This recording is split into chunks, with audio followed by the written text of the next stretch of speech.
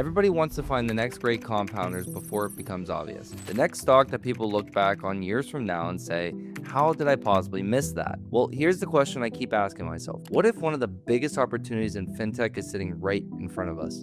Because while everyone is chasing AI stocks, space stocks, and whatever else is hot this week, SoFi just added over 1 million new members in a single quarter. Revenue is growing, earnings are growing, the ecosystem is expanding, and yet I still think most investors don't fully understand what this company is becoming.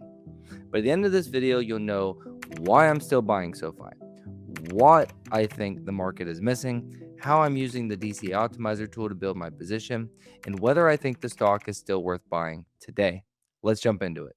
So what is SoFi actually becoming? Well, they're becoming an everything app for all digital financial services. They have lending, you start off as a member, and then you can get into banking with them. You can get a credit card with them. You can invest with them. You can get loans with them. You can do crypto with them. You can do everything by getting your money right, as Josh Allen says. And they're becoming an ecosystem, very similar to how Apple became an ecosystem with MacBook, iPad, iPhone, AirPods, so on and so forth, App Store, iTunes. You get the picture, right? SoFi is no different. SoFi is looking to do the same exact thing, to become an ecosystem, not just another bank. And they're bundling all this underneath the SoFi Plus, very similar to like how Robinhood has Robinhood Gold and you pay a monthly subscription. But the real question here is not where and what SoFi is doing now, but where are they going and where are they going to be 5 years from now? Because as we can see, where they've gone the last 8 years and how much innovation they've had over the last 8 years has been nothing short of astonishing. And if they're going to have this amount of innovation from 2018 with Anthony Noto to present, what do you think they're going to do over the next 5 years? That's what I really care about. They're able to do all of this and have this massive price expansion and have all of this happen over 8 years. So the whole story of SoFi is great and the products they have is great, but what really matters right now is what are the numbers actually telling us? What are the fundamentals telling us? Now let's jump on over here to valuesnapshot.io so we can actually take a deeper look into the numbers of SoFi. I want to check out a couple of the key metrics, right? I want to be looking at the revenues. What have the revenues been doing over this time? Oh, they've consistently been up and to the right. In the last few years, they've done 64%, 28%, and then 29% of revenue, increasing from 1 billion up to almost 5 billion 2027. And we can also look at a trailing 12 month if we want to as well, seeing that we've continuously grown in the 7 to 8% range on a trailing 12-month basis. Net income is also coming up and to the right, and we continue to climb. And that's exactly what we're looking for, guys. We're looking for the revenues to climb. We're looking for net income to climb. We're looking for EPS to climb. Free cash flow is still something this company isn't really too worried about or flipping right now. So we'll stick to the revenue, net income, and EPS. And then the gross margins are up and to the right. Operating margins are up and to the right. Net margins are up and to the right. Free cash flow margins are still not there. So if you want to base this company just off free cash flow, then this is not the company for you. But it is a bank, so you need to understand that most of these companies, most of these bank companies, are valued based off revenue, net income, EPS, PE, so on and so forth. So those are where we are looking at right now on revenue, net income, EPS, gross margins, operating margins, net margins.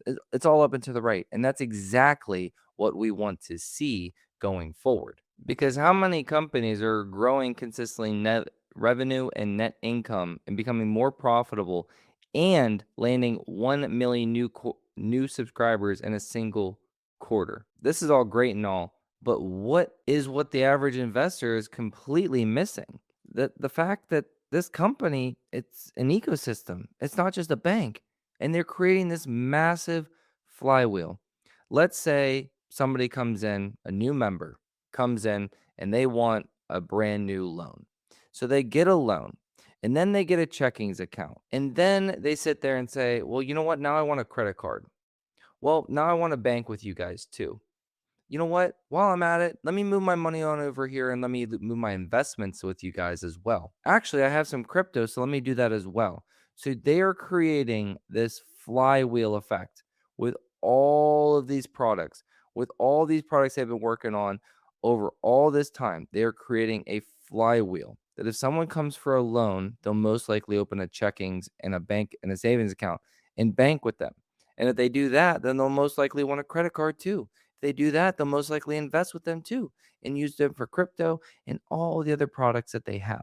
Do you really still think this is just a bank? Or do you see that this is way bigger? That this is a full on ecosystem? As we can see here with the actual flywheel that they have down here, we see that the ecosystem is live and well, and people will continue to buy into SoFi and the flywheel effect that is SoFi. So we have the ecosystem, we have the flywheel, but what about the opportunity? What if, hear me out, what if membership just doubles from here? I'm currently at 14,706 members. What if it doubles and goes to almost 29 million members in the next 2 to 4 years? And then it doubles again, and then we get somewhere around 50 to 60 million members. Now, this wouldn't be crazy because they've been growing 44%, 34%, then reaccelerated to 35% and just did 35% in just this one quarter, adding a million new members. What if they continue to grow? What if they reaccelerate to maybe back to 40% plus members? Even if they don't, they continue to grow at 35 or 30%, or maybe draw down to 25% member growth. Even if they're doing that, they're still going to be compounding very, very fast. Then what if those members that they already have start using more of their products? Currently, that is accelerating because we saw 41%, then we saw a slight dip to 32%. Now we're seeing 37%, and in the recent quarter, 39%. So, what if that keeps ticking up? Have you asked yourself that? If it does keep ticking up, then obviously revenues are going up, profitability is going up, members in the ecosystem are going up, and how much they're using, how many products the members are using in the ecosystem is going up, driving the business, driving the bottom line higher and higher and higher. And now you're really starting to see the real opportunity here.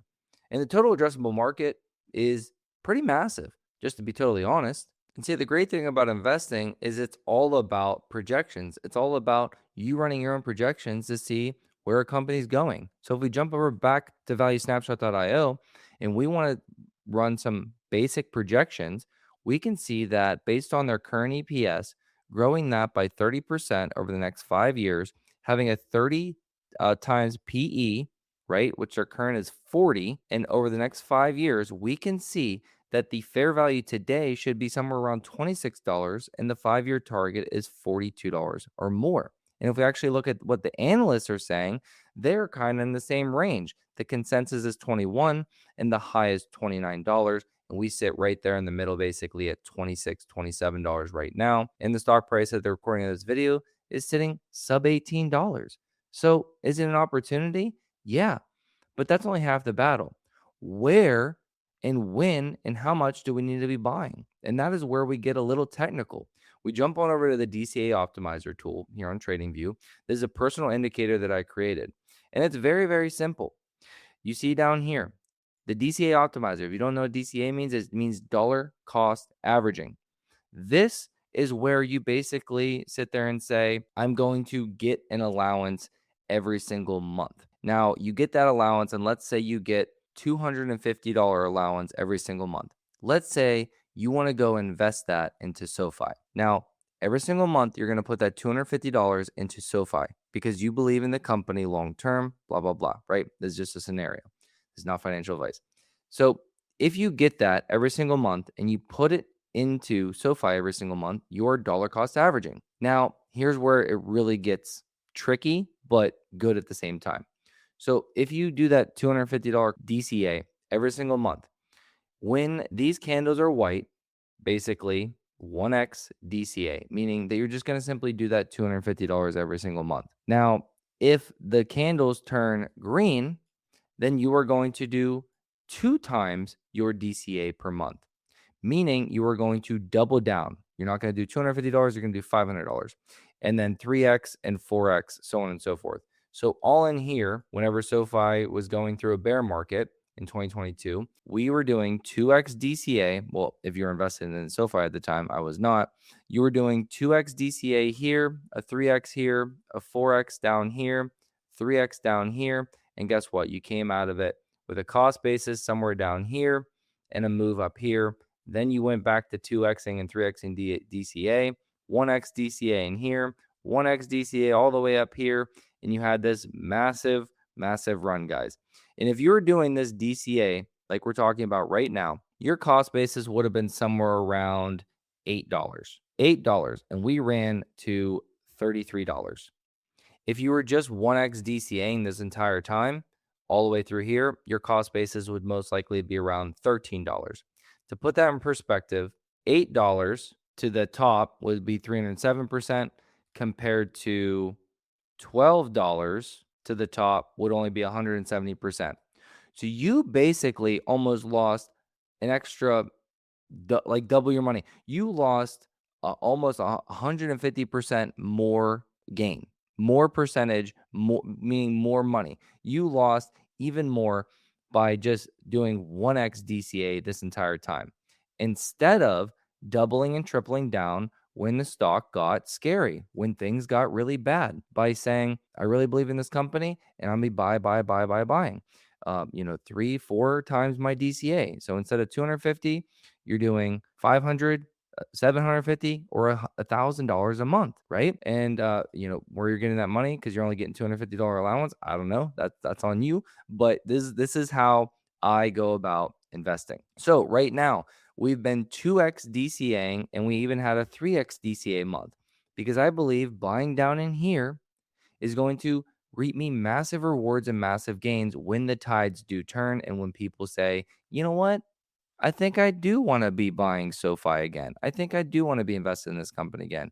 And big Wall Street steps in and the stock price goes higher. And then we're at 40, 50 plus. And the next thing you know, yeah, you had a great cost basis down here, sub 18, while other people are chasing the stock $25, $30 plus. Process beats emotion every single time. Now, before you run out there and buy SoFi stock, there are obviously risks: recession, delinquencies, slower growth, regulation, poor leadership, decisions. Every investment has risks, though. So, with all that said, would I buy SoFi stock here today? Personally, yes, and I have been, because their valuation and ecosystem and leadership are top tier. If you enjoyed this video, leave a like and subscribe. And if you want to see the next stock I'm buying before it becomes obvious, you're going to love the next video. Let me know in the comments what stock you want me to cover next, and I'll catch you guys in the next one.